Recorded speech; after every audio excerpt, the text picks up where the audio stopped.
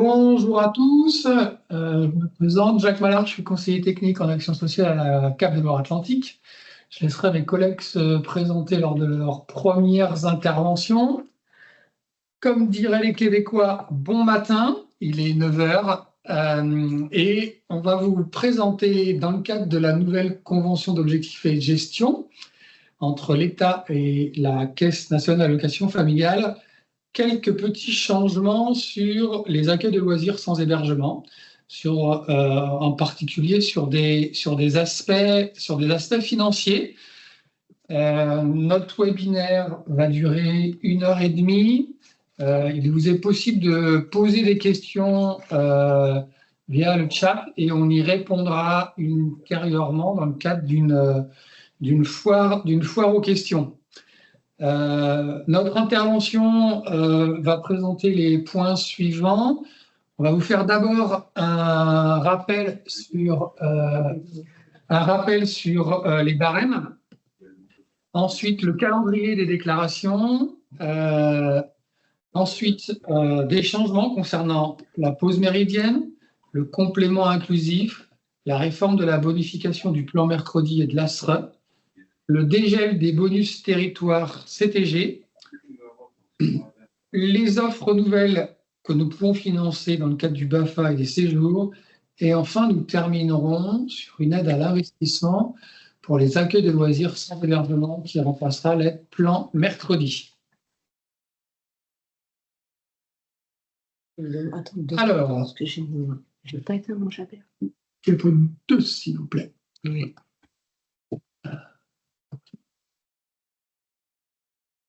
Non, n'arrive pas. Je ne sais pas. Je mange avec, je le matin. Alors,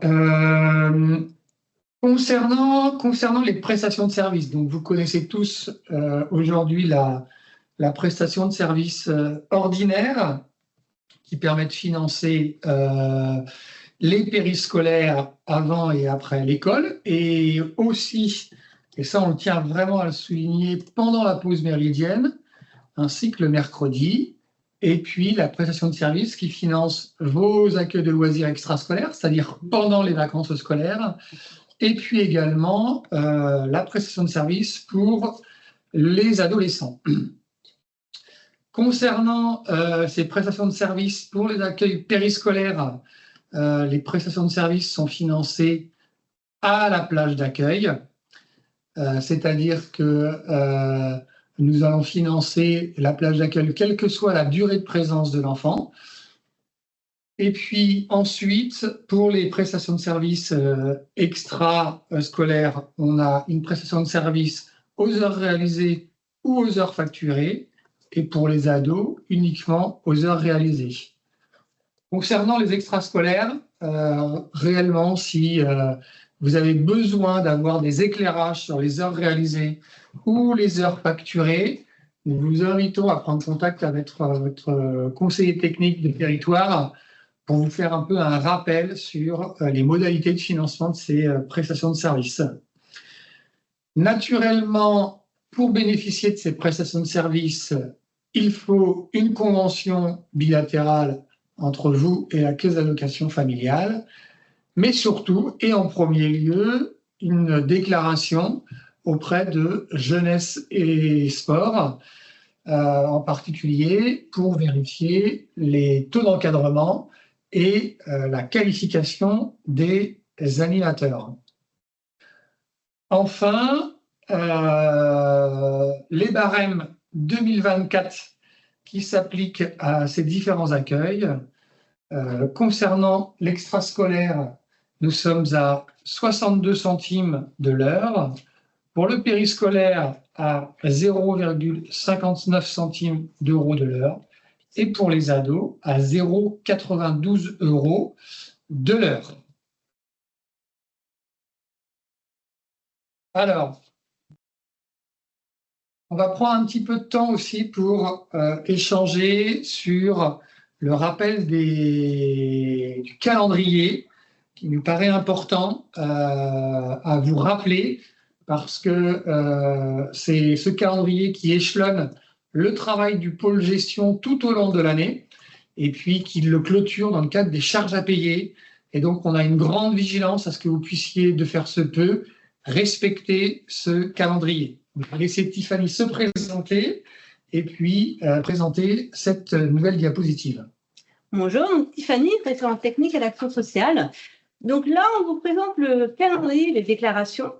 Alors, début février, vous allez pouvoir saisir vos données prévisionnelles dans AFAS. Et vous voyez, ça se borne jusqu'à mars.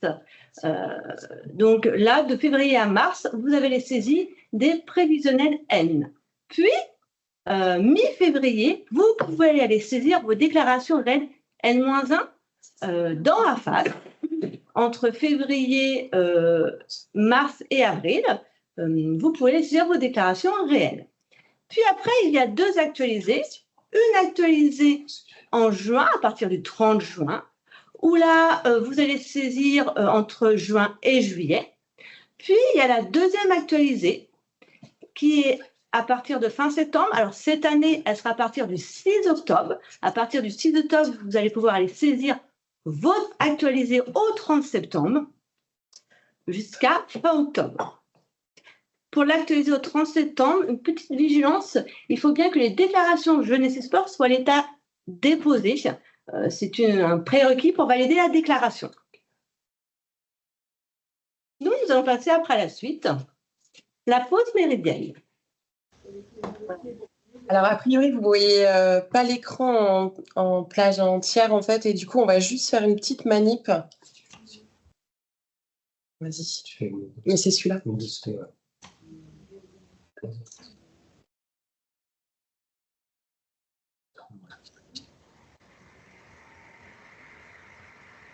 Et puis tu...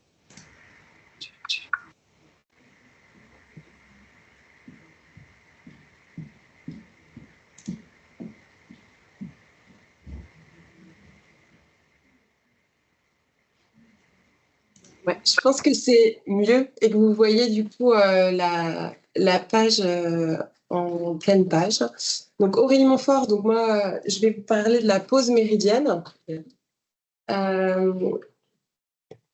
Donc la pause méridienne donc jusqu'à présent la CAF finançait exclusivement les animations éducatives qui étaient effectuées pendant la pause méridienne du périscolaire. Le temps de repas était exclu. Les partenaires qui étaient déjà labellisés sur la pause méridienne ont décompté au minimum 30 minutes de repas par enfant.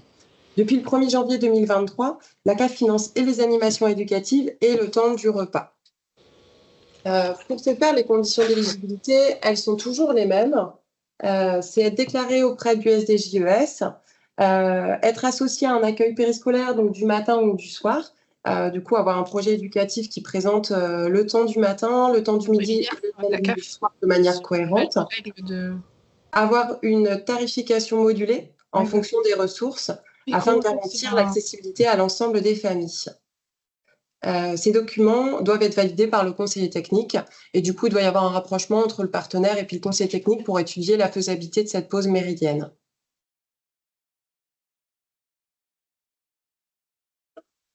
Peut-être sur la déclaration, Tiffany, juste préciser sur, dans la déclaration, en tout cas pour l'actualisation, peut-être s'il y a des précisions pour ceux qui démarrent du coup en septembre.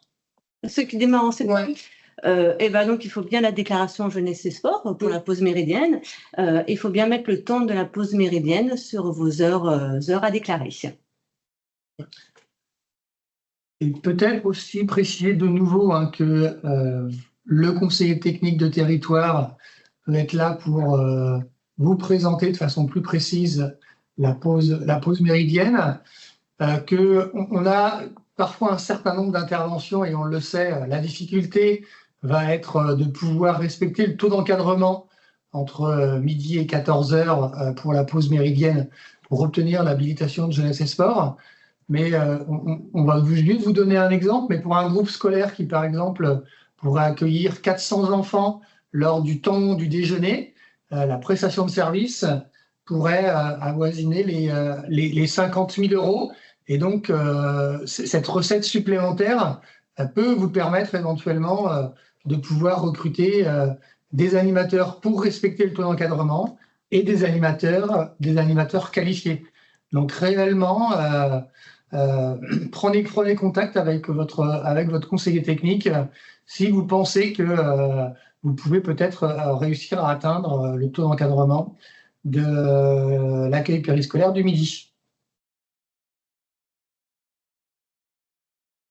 Alors, deuxième nouveauté, le complément inclusif accueil de loisirs sans hébergement que Tiffany va nous présenter. Donc, une petite nouveauté, nous avons un nouveau bonus, le complément inclusif ALESH, à partir du 1er janvier 2024. Donc, ce complément, pour le public éligible, c'est tous les enfants ou adolescents âgés de 3 à 17 ans bénéficiaires de l'AH. Les accueils éligibles, c'est les AESH périscolaires, extrascolaires et les accueils adolescents financés par la PSO ALESH. Les modalités de calcul. Alors, on est à l'heure réalisée et le barème, c'est 4,50 € de l'heure. Alors, l'heure réalisée, une petite vigilance. Pour un accueil périscolaire, sur le droit périscolaire, vous déclarez les enfants à la plage. Pour les enfants bénéficiaires de l'AEH, c'est bien aux heures réalisées et non à la plage.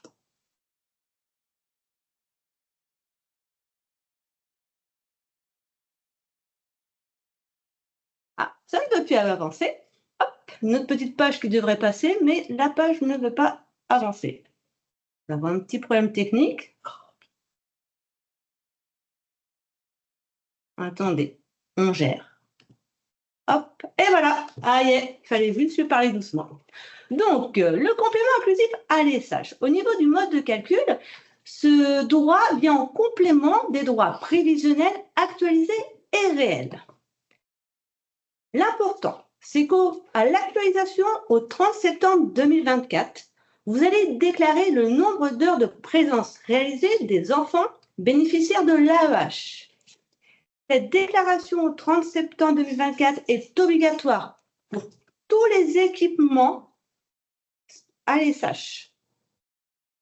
Pourquoi? Parce que, en plus, la donnée au niveau du nombre d'heures de présence réalisées des enfants bénéficiaires de l'AEH, nous ne l'avions pas avant au prévisionnel. Donc là, nous en avons absolument besoin à l'actualisation au 30 septembre 2024. Au niveau du paiement, à l'actualisation au 30 septembre 2024, donc vous allez nous donner ce nombre d'heures. Aucun acompte vous sera versé sur ce droit. Ce sera au réel l'année prochaine, le réel N+1, que vous allez avoir votre droit complément inclusif. À partir du prévisionnel 2025, l'année prochaine, à réaliser à partir de février, vous aurez un acompte de 30% sur ce complément inclusif ALESH.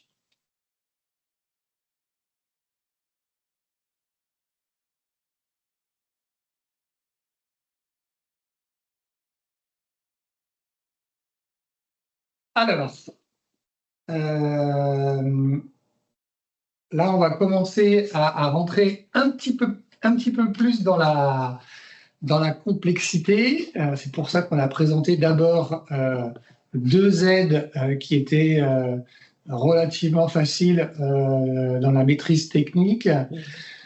Aujourd'hui, un certain nombre d'entre vous, dans le cadre de leur PEDT plan mercredi, qui le renouvellent tous les 3 ans avec Jeunesse et Sport, l'Éducation nationale et la CAF, vous pouvez bénéficier de la bonification du plan mercredi, qui sont ni plus ni moins la différence entre les heures de votre exercice et ceux de l'exercice 2017, et pour lesquels on apporte une bonification. Aujourd'hui, tous les ans, on vous adresse via le pôle gestion un tableau nous indiquant les heures effectuées sur l'exercice N-1 pour que nous puissions calculer les bonifications par rapport à l'exercice 2017.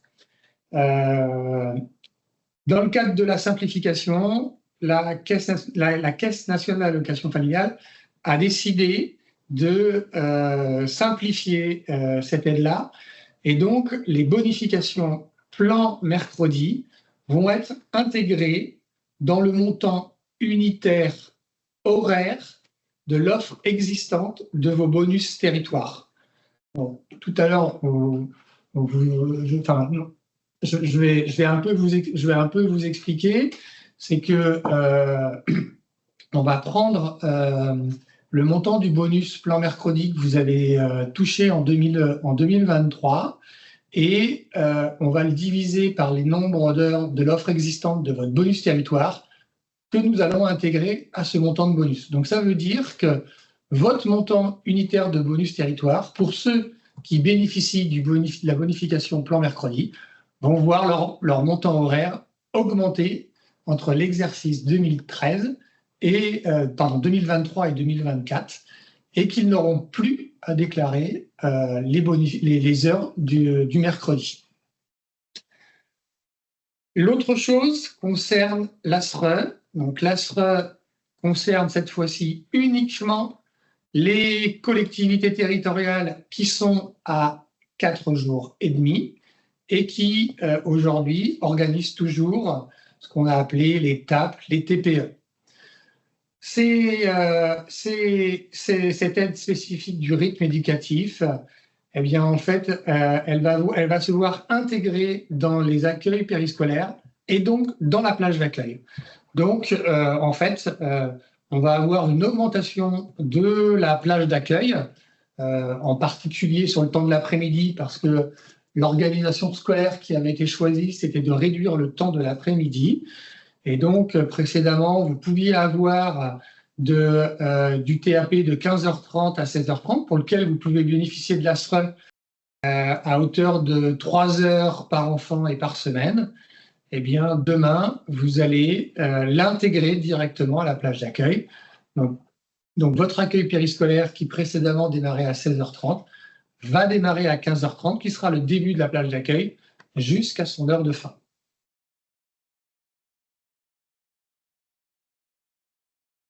Peut-être Tiffany quand même, juste préciser, ça va plutôt se construire de façon un peu automatique.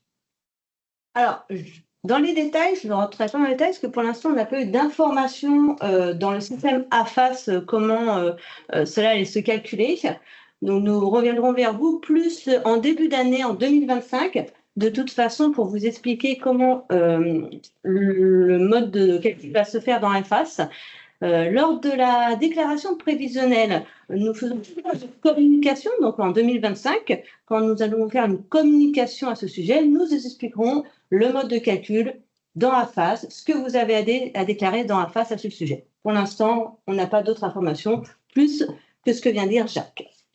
En tous les cas, sur cette diapo, ce qu'il faut retenir, c'est vraiment l'extinction de la bonification plan mercredi qui va être intégrée au bonus territoire et l'extinction de l'ASRE, l'aide spécifique au rythme éducatif, qui va être intégrée dans les plages d'accueil.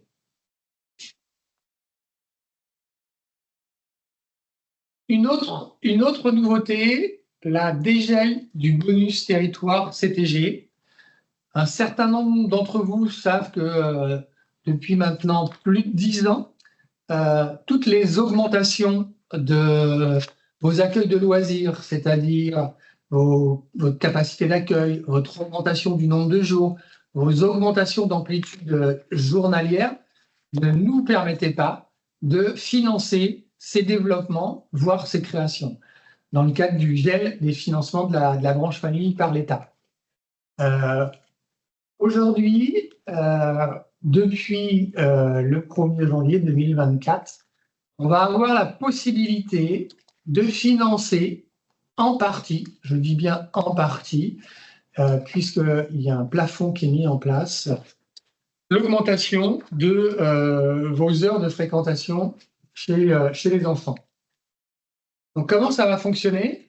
Donc, d'abord, c'est dans le cadre donc, du bonus territoire, comme c'est précisé dans le titre, on va pouvoir financer les heures nouvelles à hauteur de 30 centimes d'euros par heure. Cependant, elles seront limitées à un plafond de 25% de l'offre existante. Comment ça fonctionne? Vous avez sur votre droite un exemple. On va prendre l'exemple d'un accueil de loisirs qui, en 2024, dans le cadre de son accueil extrascolaire, a réalisé 14 000 heures. Actuellement, dans son conventionnement bonus territoire, l'offre existante a été fixée à 10 000 heures. Donc, vous constatez que cet accueil de loisirs a augmenté sa fréquentation de 4 000 heures. C'est donc ces 4 000 heures que potentiellement on pourrait prendre en compte. Cependant, on vérifie préalablement si ces 4 000 heures dépassent ou non le plafond fixé à 25%. Donc, le calcul est relativement simple. Le plafond est fixé à 2500 heures, c'est-à-dire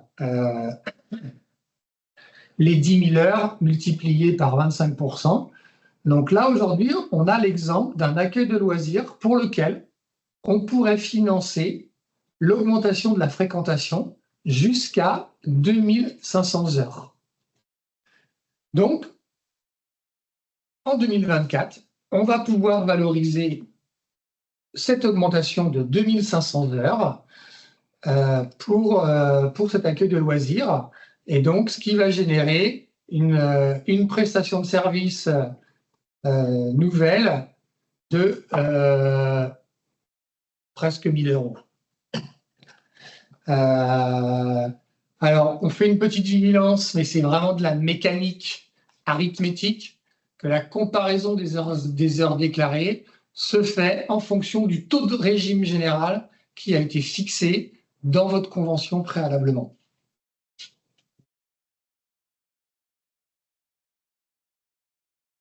Donc là, vous avez de nouveau un exemple complet de ce que cela peut provoquer pour vraiment vous mettre en avant que aujourd'hui, le bonus territoire que vous allez percevoir va prendre en compte ce qu'on appelle l'offre existante et l'offre nouvelle.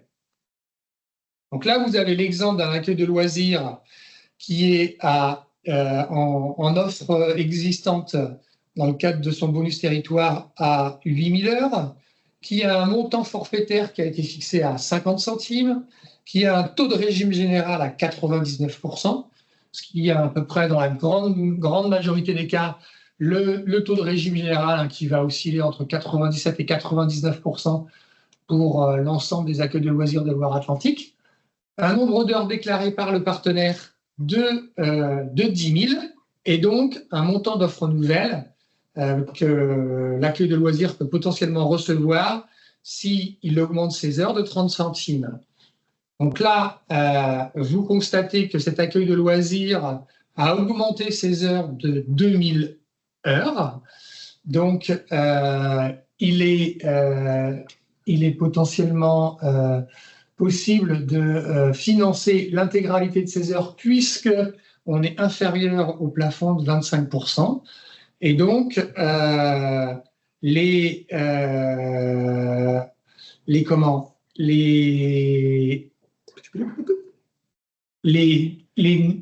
2000 heures supplémentaires vont être prises en charge avec le taux de régime général, ce qui va en fait vous générer une offre nouvelle à 570 €.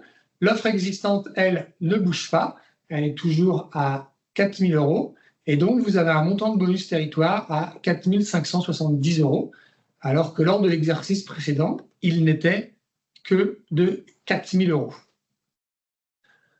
Vous recevrez à la fois l'enregistrement à e-Power et donc vous pourrez vous attarder un petit peu plus sur cette diapo pour bien comprendre les modalités de calcul, mais vous comprendrez bien que en webinaire, on ne va pas passer trop de temps parce que l'exercice n'est pas toujours simple à expliquer à l'oral de cette façon-là. Donc, on vous laissera le document pour que vous puissiez le comprendre. Et naturellement aussi, de nouveau, je le répète, solliciter votre conseiller technique pour des compréhensions supplémentaires.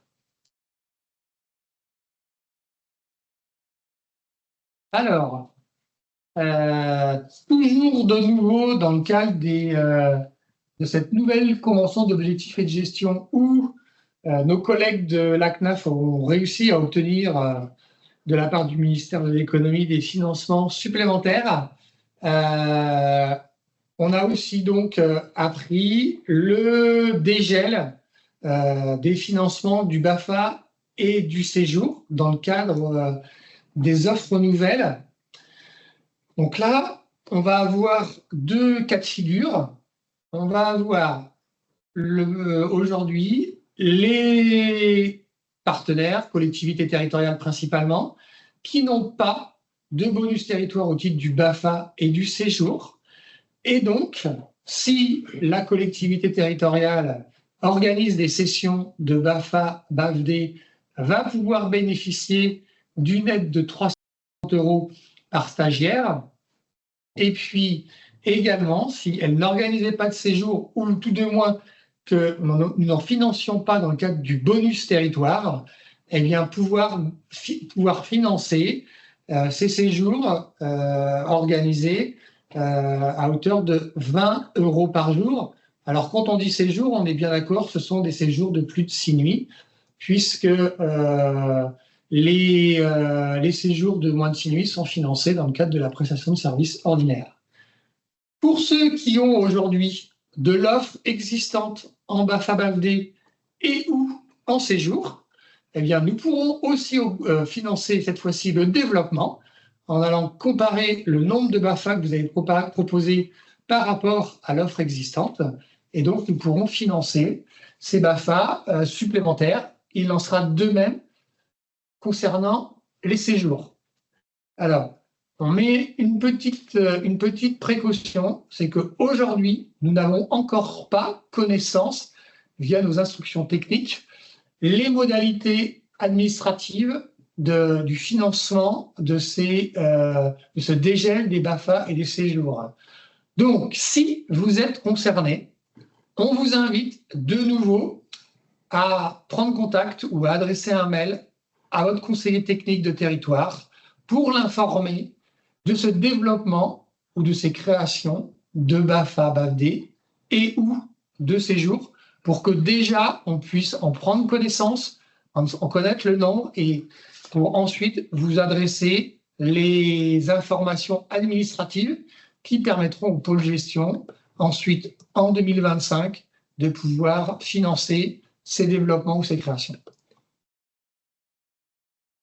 Je laisse la place maintenant à Aurélie on va passer du fonctionnement à l'investissement. Peut-être juste pour revenir sur les séjours et les BAFA en précision de Jacques, juste. En fait, on a l'information un peu théorique qu'on peut financer, mais on n'a pas la convention, c'est surtout ça. Et du coup, on n'est pas sûr de pouvoir conventionner avant la fin de l'année, même pour prendre en charge en 2024 d'éventuelles créations ou développements sur le BAFA, BAFD ou sur les séjours. Donc du coup, là, si jamais on arrive à le faire sur 2024, il faut surtout qu'on soit prêt et qu'on ait les documents à transmettre et surtout qu'on ait pu recenser. Donc c'est pour ça que l'idée c'est de se signaler en amont, là, enfin au plus vite au niveau de votre conseiller technique, de savoir si vous avez des développements sur 2024 et éventuellement sur 2025. Comme ça, nous, après, dès qu'on a plus d'informations techniques, on pourra être plus réactif, mais sans garantie d'un financement, en tout cas en 2024, puisqu'on est déjà assez avancé dans l'année. Voilà. Donc on est assez prudent sur cette question-là. Du coup, je passe à l'aide à l'investissement à LSH. Elle remplace un investissement plan mercredi que vous connaissiez du coup sur la précédente COG. Ça reste quasiment identique, on va dire, au niveau des modalités de financement pour ceux qui ont déjà pu déposer un dossier précédemment. L'idée, c'est qu'on reste toujours sur des critères d'éligibilité de la prestation de services accueil de loisirs. Donc, effectivement, il faut être déclaré auprès des services de l'État. Il faut avoir une tarification qui est modulée en direction des familles. Voilà, toutes ces conditions-là qui vous permettent d'avoir la prestation de services accueil de loisirs. Il faut respecter et mettre en œuvre les principes de la charte de la laïcité de la branche famille. Et à partir de là, du coup, il n'y a plus cette exigence d'avoir ou d'avoir signé en fait un plan mercredi comme c'était le cas précédemment. Donc là, en fait, du coup, les équipements qui sont ouverts en fait et qui peuvent prétendre du coup dans le cadre de travaux ou de création, on va le voir plus tard, les types de travaux qui sont concernés, mais les équipements qui peuvent prétendre du coup à cette aide à l'investissement ALSH sont les accueils périscolaires, donc avant, après l'école, sur la pause méridienne, les mercredis et les samedis, l'accueil extrascolaire, donc dans les vacances scolaires, et les accueils adolescents. Il y a juste les structures qui bénéficient exclusivement de la prestation de services jeunes qui ne sont pas éligibles. On pourra revenir tout à l'heure. OK ? Donc voilà pour les équipements et les conditions d'éligibilité. On va poursuivre pour voir un peu quel type de travaux on peut prendre en compte.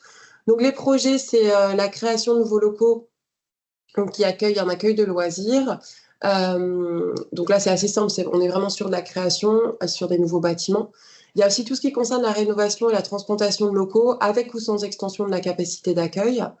L'aménagement de locaux existants, qui étaient non affectés préalablement à l'accueil de loisirs. Et il y a également l'acquisition de matériel et de mobilier, ce qui était déjà le cas du coup dans la précédente aide et qui est aussi intéressante et qui est quand même pas mal utilisée sur le département. Voilà, les financements, donc c'est une prise en charge jusqu'à 60% des dépenses subventionnables dans la limite d'un plafond. On a une espèce de double plafond puisqu'on regarde aussi le prix au mètre carré. Et là, c'est nouveau, du coup, dans le cadre de cette nouvelle aide, il y a une majoration en cas d'engagement dans une démarche de développement durable. Alors, on va regarder dans le tableau parce que c'est peut-être plus facile à lire. Donc, on a plusieurs cas. On a le cas de la création ou de la rénovation avec transplantation et développement de l'offre. On a le cas de la rénovation, transplantation avec un maintien de l'offre. Ça veut dire qu'on n'a pas, forcément plus, on n'accueille pas forcément plus d'enfants ou sur des plages un peu plus élargies, dans ce deuxième cas. Et puis après, on a l'achat de matériel. Donc, c'est l'achat de matériel pédagogique, l'informatisation, voilà, principalement, de mobilier aussi. Et du coup, sont éligibles ce type de demande. Et ensuite, du coup, en face, on a un financement. Donc, on a un socle maximal, d'accord, de financement, et qui peut être majoré, du coup, en fonction de s'il y a une labellisation et une certification dans le cadre du développement durable. D'accord ? Donc, le financement socle maximal, c'est 270 000 € quand on est sur de la création ou de la rénovation avec un développement de l'offre. On est sur 150 000 quand il n'y a pas d'évolution de l'offre. Et sur l'achat de matériel, ça reste un plafond financement socle maximal à 25 000 €.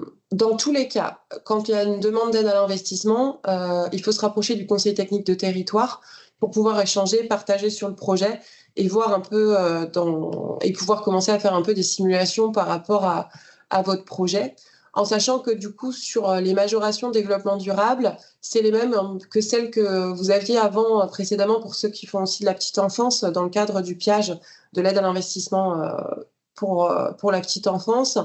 Et donc, du coup, il y a quand même des conditions assez restrictives. Donc, pareil, sur cette question de la labellisation, de la certification, c'est important aussi de se rapprocher du conseil technique pour voir quelles sont les conditions d'éligibilité. Voilà.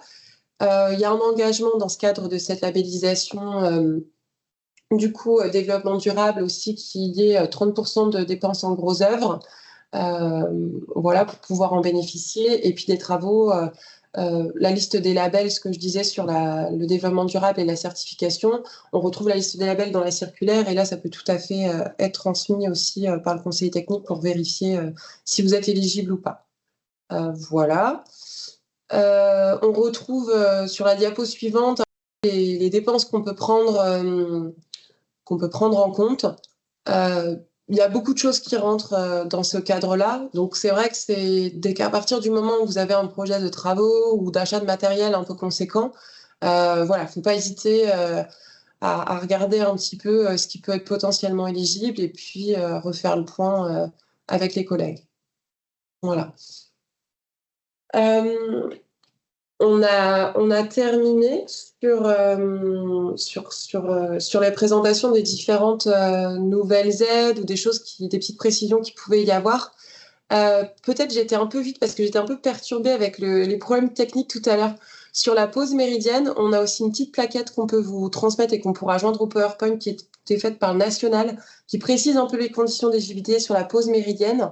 Et on a fait aussi tout un travail avec les collègues du SDJES sur en fait, la partie plus correspondante à vous pour être agréé en fait sous gamme TAM et puis faire vos déclarations. Du coup, un peu les conditions d'éligibilité aussi, et pour qu'on soit cohérent, on va dire, entre les services de l'État et nous dans le cadre de cette labellisation de la pause méridienne. Donc voilà, c'est des choses qu'on pourra aussi mettre à disposition avec le PowerPoint. Il y avait une question aussi tout à l'heure, j'ai vu sur l'AEH de Sandra. En fait, entre ce que dit là, alors il faudra sûrement qu'on se rapproche peut-être sur cette question-là de nos collègues contrôleurs pour qu'on puisse vraiment apporter une réponse claire. Parce que ce que nous disait le national, effectivement, c'est qu'il fallait cette notification AEH. Et en même temps, dans le cadre de la circulaire, ils nous disent aussi que dans le cadre de l'accès à ces DAP, vous pouvez aussi voir s'il y a un enfant en situation de handicap.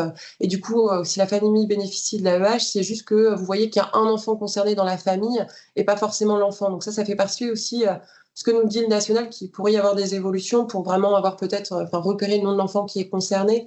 Peut-être qu'il faudra qu'on apporte des précisions là-dessus.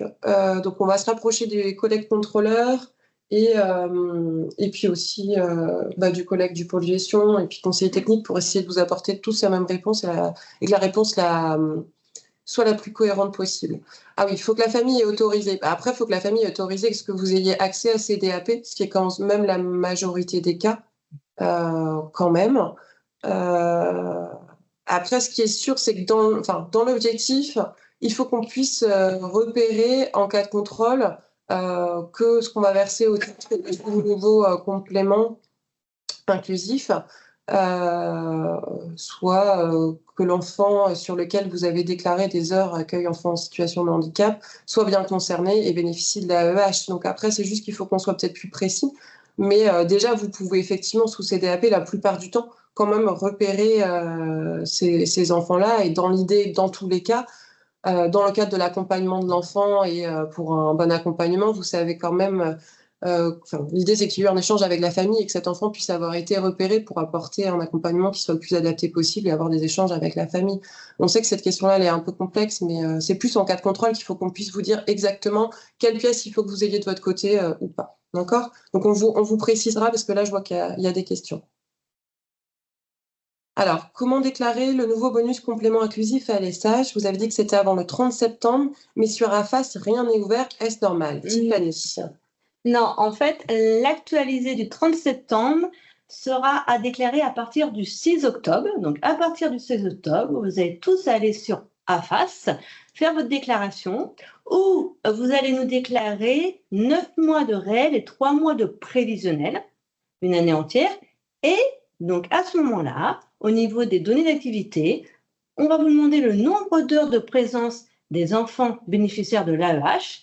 Et là, vous allez pouvoir mettre votre nombre d'heures. Donc, à partir du 6 octobre, tout le monde a accès à sa déclaration actualisée. Et là, on attend toutes les déclarations à nous retourner au mois d'octobre. Et du coup, tu auras bien une ligne dessus. Oui, il y aura une ligne tout à fait dans AFAS, une ligne où ce sera marqué nombre d'heures de présence des enfants bénéficiaires de l'AEH. Est-ce qu'il y a d'autres questions ? Vous n'hésitez pas sur la conversation. On a encore un petit peu de temps pour y répondre, donc voilà, faut pas hésiter. J'espère qu'on a été clair parce qu'en ce lundi matin, on a entre les petits problèmes techniques et voilà, j'espère juste qu'on a quand même été à peu près clair. Dans tous les cas, sinon vous aurez le support. Et puis les collègues conseillers techniques aussi sont à votre disposition pour répondre aux questions s'il y a besoin. Alors, il y a une personne qui lève la main, me précise Florence, tout à fait. Elle écrit la question. Alors, on voit pas qui lève la main. Est-ce que c'est possible de passer par le chat éventuellement ?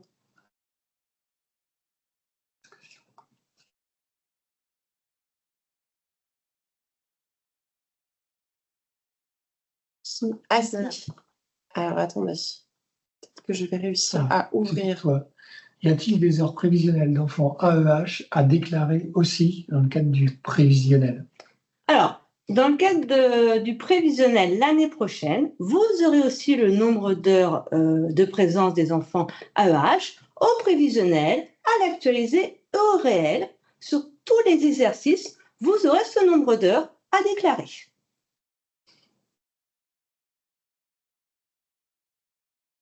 Est-ce que la réponse...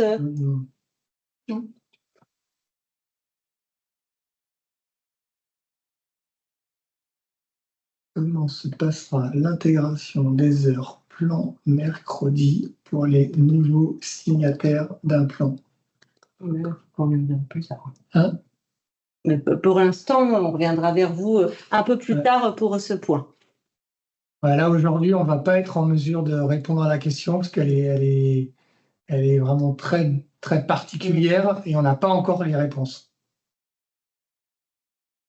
Et concernant le plan mercredi, quand auront lieu les versements pour 2023? C'est en cours, donc nous sommes en train de les traiter. Donc après, vous pouvez toujours appeler le pôle gestion au 02 51 83 33 65 et il vous tiendra informé pour vous dire si votre versement a été fait ou si votre dossier est en cours de traitement. Et vous le voyez bien, en fait, hein, si aujourd'hui on est en cours de suppression du bonus plan mercredi, c'est aussi pour ces raisons-là, parce que là, aujourd'hui, on est en septembre 2024 et on est en cours de traitement de l'exercice 2023. Donc, avec l'intégration du plan mercredi dans le bonus territoire, dans l'offre existante, eh bien, ce sera réglé directement via les acomptes et le solde. On a une question concernant l'ASRE. Donc ça, je le redis, ça concerne exclusivement les collectivités territoriales qui ont conservé un rythme à 4 jours et demi. Je prends un exemple d'un groupe scolaire qui finit l'école à 15h30 et son accueil périscolaire finit à 18h30. Précédemment, elle pouvait avoir des TAP de 15h30 à 16h30, soit 1 heure, qui était financé dans le cadre de l'aide spécifique des rythmes éducatifs à hauteur de 3 heures par semaine et par enfant. Demain, les enfants qui fréquentent les TAP de 15h à 16h30 seront pris en compte dans la plage d'accueil de 15h30 à 18h30. On aura donc une plage d'accueil qui va passer de 2 heures à 3 heures. Et en effet, on peut considérer qu'il va y avoir des recettes supplémentaires qui vont être dégagées, puisque il était possible qu'il y ait certains enfants des TAP qui n'allaient pas ensuite à l'accueil périscolaire à partir de 16h30, alors que demain, ils seront comptés dans la plage d'accueil. Là, tu répondais à la question sur le forfait périscolaire qui va remonter. Je répondais à la question de Céline Barrault, là. Ah oui. Après, c'est pour toi. Est-ce que l'aide à l'investissement peut se cumuler avec des aides déjà engagées pour des projets de construction? Non. À partir du moment où on a eu une fois l'aide, notamment au plafond sur des gros projets, par exemple sur des créations, sur de la construction, on ne peut pas, par exemple, souvent nous demande ça après utiliser, par exemple, l'aide sur l'achat de matériel. Donc c'est une fois et ça comprend l'ensemble du projet, c'est-à-dire les travaux et puis l'achat de matériel. Mais souvent, quand on est effectivement sur de la création, on a des projets qui sont avec des budgets conséquents et donc du coup, voilà. Mais c'est pas cumulatif, c'est une seule fois par projet. Et après, il y avait le calendrier d'aide à l'investissement LSH, ça va un petit peu avec. On a des commissions en fait toute l'année. Après, c'est vrai qu'on est sur une enveloppe limitative. On se pose la question pour l'année 2025, mais rien n'est validé, de pouvoir quand même à un moment donné avoir l'ensemble des dossiers, on va dire, sur le début du premier semestre pour pouvoir avoir une visibilité et avoir une bonne gestion d'enveloppe. Donc là, si vous avez des projets sur la fin de l'année, de toute façon, vous devez déjà avoir eu, je pense, des contacts avec les collègues conseillers techniques. Par contre, si c'est pour 2025, effectivement, ça vaut le coup de penser à déposer, à partir du moment où on a un chiffrage, un projet pour un dossier pour le début de l'année. On va dire peut-être sur premier trimestre, premier semestre, ce sera encore à définir. Voilà. Alors, je reprends mon intervention concernant l'arrêt de l'aide spécifique des rythmes éducatifs. Là, on a une question un petit peu particulière. Il en est de même pour les activités TAP organisées sur la pause méridienne. Et bien là, la réponse, elle va être que si la pause méridienne est conventionné auprès de Jeunesse et Sport comme un accueil de loisirs sans hébergement périscolaire, et qu'ensuite il y a bien un accord de la CAF pour financer la pause méridienne dans le cadre de la prestation de service, eh bien, les TAP ils seront intégrés dans l'accueil périscolaire pause méridienne. Donc là, c'est un peu spécifique. Donc là, éventuellement, c'est aussi de se retourner vers la conseillère technique du secteur pour avoir la réponse. Mais c'est vrai que sur le temps du midi, si les TAP étaient placés sur le temps du midi, c'est quand même moins avantageux financièrement que sur le temps de l'après-midi. On a aussi une question sur le dégel des financements de la formation BAFA. Jusqu'à présent, nous pouvions profiter d'un accompagnement financier pour 5 formations dans l'année. Pour la nouvelle mesure, jusqu'à combien de formations pourrions-nous prétendre? Y a-t-il un nombre limité? Aujourd'hui, pas de nombre limité sur la formation BAFA. Donc, si vous proposez 10 stages, eh ben, on financera les 5 premiers dans le cadre du bonus territoire offre existante et les 5 nouveaux dans le cadre de l'offre nouvelle à 350 €. Il y avait une question un petit peu pareille, c'était s'agissant du dégel BAFA, si l'augmentation est relevée pour 2024 et que la convention n'est pas prête, pourrons-nous bénéficier d'un rattrapage sur 2025 ?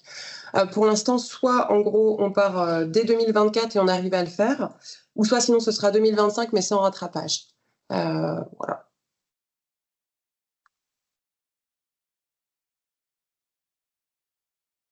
Mais on va essayer de partir. Alors là j'ai une question là de Céline Barrault. J'invite Céline Barrault à prendre contact avec son ou sa conseillère technique pour la réponse.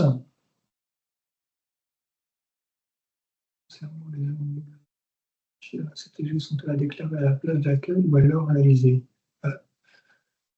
Au du territoire, ça fonctionne. C'est ce qui fait en heure. C'est la question. Donc, concernant les heures nouvelles bonifiées dans la CTG, donc là, c'est les fameuses heures nouvelles avec le plafond de 25%, sont-elles à déclarer à la plage d'accueil ou à l'heure réalisée? Ça dépend de votre accueil de loisirs. Si vous êtes un accueil périscolaire, vous déclarez à la plage. Si vous êtes un accueil adolescent, à l'heure réalisée. Et si vous êtes un extrascolaire, tout dépend de votre convention, soit aux heures réalisées, soit aux heures facturées. Donc après, voilà, tout dépend de votre accueil. Ce qu'il faut bien comprendre, hein, c'est que l'offre existante ou l'offre nouvelle du bonus territoire, elle dépend du type d'accueil et du type de convention que vous avez. Donc, pour les accueils périscolaires, c'est naturellement des heures à la plage d'accueil. Pour l'extrascolaire, ce sera ou des heures réalisées ou des heures facturées en fonction de la convention qui avait été signée. Aurélie, concernant l'investissement, on a aussi une question, la fameuse question sur est-ce qu'il est possible, avec l'aide à l'investissement accueil de loisirs sans hébergement, de pouvoir acquérir un minibus? Non, pas pour. On n'a pas forcément posé la question, mais quand on lit la circulaire, c'est pas éligible. Après, on pourra reposer la question au national, quand même, de savoir s'il y a des CAF qui l'ont fait ou pas. On garde sous le coude, mais alors vous êtes mis en plus en utilisateur inconnu, donc je ne sais pas qui est le partenaire, mais on pourra quand même se renseigner, mais sur le principe, c'est plutôt non. Mais on posera quand même la question pour voir si d'autres CAF l'ont fait. Donc après, il ne faudra pas hésiter à revenir du coup vers le conseil technique pour avoir la réponse. Antoine, ok, ça marche. Est-ce qu'on a répondu à toutes les questions? Est-ce qu'il y a encore des choses?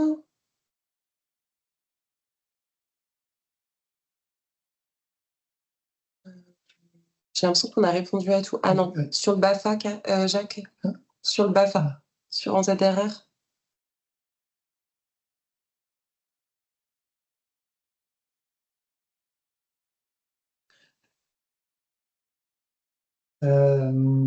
Alors, là on sort un petit peu de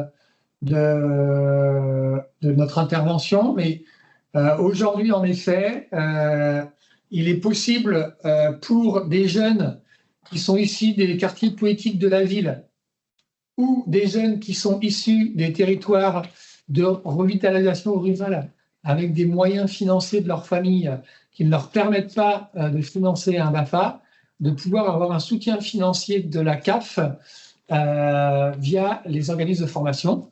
Mais et en effet, il faut que ces organismes de formation puissent se faire connaître auprès du CRAGEC, puisque c'est le CRAGEC qui gère cette enveloppe départementale pour soutenir ces jeunes-là. Donc vraiment, oui, en effet, si vous avez l'occasion d'en échanger avec des organismes de formation, il faut qu'ils soient référencés auprès du CRAGEC.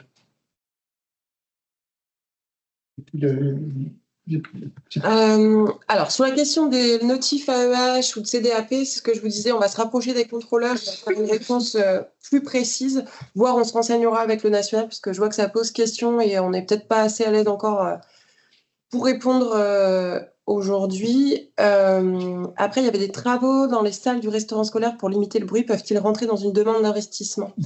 Alors, on est sur le restaurant scolaire ou les salles de restauration scolaire, c'est pas des projets qu'on finance. Voilà, à moins qu'après ils soient vraiment utilisés par l'accueil de loisirs en permanence ou l'accueil périscolaire, enfin que ce soit des locaux qui soient vraiment mutualisés. Mais maintenant, si c'est juste uniquement pour le temps de repas, on va pas sur ce type, de financement, en tout cas sur des aides à l'investissement. Et alors, Anne, effectivement, avant l'aide. On appelait sur les aides sur les fonds locaux, c'était une décision de la CAF 44 de financer effectivement l'accueil et de soutenir l'accueil des enfants en situation de handicap. Le national prend le relais du coup à partir de 2024, ce qu'a présenté Tiffany tout à l'heure. Et du coup, effectivement, l'aide nationale va se substituer du coup à l'aide locale.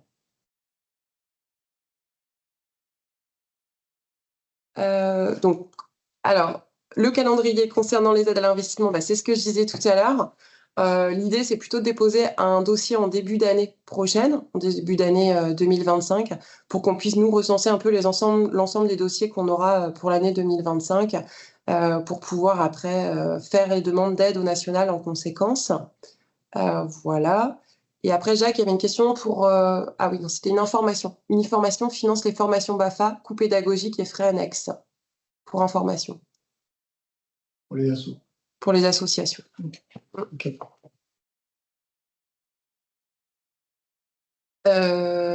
Ok. Est-ce que vous avez encore des questions? Ah, on n'a peut-être pas répondu à une question parce que je vois que c'est remis. Alors, Véronique, en ce qui concerne les actualisations de données, alors elle devait être plus haut. En ce qui concerne les actualisations de données de juin et juillet, c'est toujours un peu compliqué dans les plannings des services finances des collectivités d'avoir les données financières, car les budgets sont votés en mars. Le temps de lancer les investissements, achats, recevoir les facturations, c'est peu représentatif des budgets de l'année. Du coup, on s'interroge souvent sur la pertinence de cette période d'actualisation. Ouais. Alors après, déjà, juste peut-être rappeler donc, le prévisionnel, ce qu'on racontait tout à l'heure, c'était le prévisionnel, il sert à payer en gros les acomptes, le réel à payer le solde N-1, et l'actualisation, elle sert pour nous, en fait, pour actualiser nos enveloppes financières, pour actualiser nos demandes, en fait, au niveau du national. Donc, effectivement, ça peut ne pas être simple au niveau des collectivités, mais pour nous, c'est essentiel, en fait, pour avoir des budgets qui soient le plus adaptés. Et comme on a des enveloppes qui sont limitatives et qu'on intègre aussi des développements, et ben en fait, ça nous permet d'être au plus juste. Alors après, celle de juin et juillet, il y a une annulation ensuite parce qu'on avait eu des résultats qui étaient atteints. Et là, celle d'octobre, fin septembre, début octobre, elle est essentielle pour qu'on puisse... Elle est obligatoire, surtout. Obligatoire. Et pour les centres de loisirs, elle est vraiment obligatoire, étant donné qu'on a besoin de ce nombre d'heures des enfants bénéficiaires de l'AH. Pourquoi? Parce qu'au prévisionnel 2024, en plus, on n'a pas ces données. Et on a besoin de ces données pour ajuster nos enveloppes cette année. Donc, voilà, on aimerait et on souhaite et on veut qu'on ait les déclarations des partenaires au 30 septembre. Il faut vraiment bien considérer, alors on en a conscience, mais pour l'actualisation, maintenant, ça fait quand même quelques années qu'on vous la demande. Mais l'actualisation, elle est vraiment pour nous permettre d'ajuster notre enveloppe financière qu'on adresse à notre tutelle, à la Caisse nationale d'allocation familiale, pour ensuite pouvoir vous payer en fin d'année 2024 ou en début d'année 2025. Alors, concernant la question du budget ou du compte de résultat en actualisation, il a son importance, mais on le redit, budget et compte de résultat aujourd'hui nous permettent d'aller vérifier si votre prix de revient est supérieur ou inférieur au prix plafond. Aujourd'hui, on a quand même un certain nombre d'accueils de loisirs sans hébergement qui ont des prix de revient qui sont au-dessus du prix plafond. Donc, si votre budget il n'est pas complètement actualisé, c'est en soi pas non plus une faute, parce que de toute façon, en fin d'année, quand vous nous ferez votre compte de résultat, votre prix de revient il sera au-dessus du prix de votre prix de revient, il sera supérieur au prix plafond. Donc, c'est vraiment surtout d'avoir vraiment une attention particulière sur les données réelles qu'il faut nous donner sur les 2 actualisations. Sur la question de la déclaration de juin qui ont été annulées, en fait, les actualisations de juin, peut-être, du coup, Tiffany. Oui, alors les actualisations de juin, en fait, nous, on a un taux. Voilà, la FNAF nous donne un taux et donc ce taux était atteint. Donc, ce qui s'est passé, c'est que le système a automatiquement annulé les déclarations de juin. Alors, je suis désolée pour ceux qui les avaient traitées, qui nous les avaient transmis. Il y en a qui ont été annulés, mais bon, ça, c'est en juin, c'est le processus.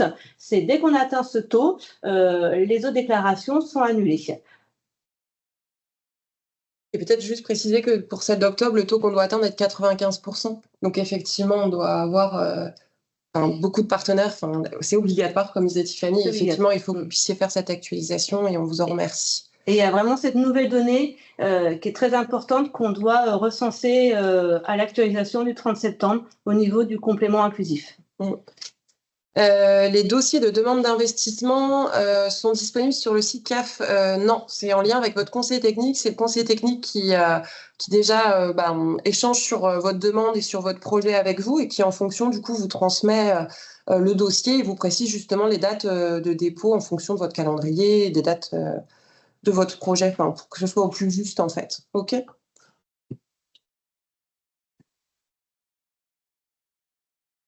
Bon, je pense qu'il n'y a plus de questions. On ne voit plus rien apparaître. Donc, je vous propose qu'on clôture cette webinaire sur les accueils de loisirs. Je le redis, donc vraiment, nos collègues conseillers techniques sont à votre disposition pour des compléments d'informations s'il y avait eu quelques petites incompréhensions. On profite aussi de cette webinaire pour vous informer de la webinaire qui aura lieu mercredi matin prochain, de mémoire à 10h30, sur la petite enfance. On invite vraiment tous les chargés de coopération des communes à y participer, qu'on va aborder tant des nouveaux financements au titre des établissements d'accueil du jeune enfant, mais il va y avoir aussi une intervention sur les financements nouveaux des maisons d'assistantes maternelles. Donc il y a vraiment, on va vraiment faire un panorama complet sur notre politique petite enfance et d'intervention. Donc vraiment, on vous incite très nombreux à y participer parce que celle-ci, elle va être vraiment très riche et importante. Donc, vous pouvez naturellement y assister ou en informer vos collègues d'y participer. C'est à 10h, donc petite précision donc, de Pascal, ma collègue, à 10h le webinaire EAGE, c'est 10h midi, c'est 2h. C'est un petit peu plus long parce qu'il y a beaucoup d'informations. Peut-être si je reviens sur la partie enfance-jeunesse, sur les accueils loisirs, on attend aussi une réforme et une nouvelle circulaire du national sur tout ce qui est heures réalisées, heures facturées, les options que vous retrouvez dans vos conventions. Voilà, elle doit arriver en septembre. On a attendu de voir aussi si vous pouvez l'intégrer au webinaire, mais on n'a rien eu. Mais en tout cas, sachez qu'on pourra aussi encore avoir un petit peu d'actualité d'ici la fin de l'année sur cette question des accueils de loisirs. Voilà, donc on reviendra vers vous à ce moment-là. Merci. Merci de votre participation. On va transmettre le PowerPoint. On a enregistré, donc normalement ça devrait être bon pour ceux qui voudront voir en replay. Voilà. Et puis, bonne journée du coup. Merci. Bonne journée. Bonne journée, au revoir. Au revoir.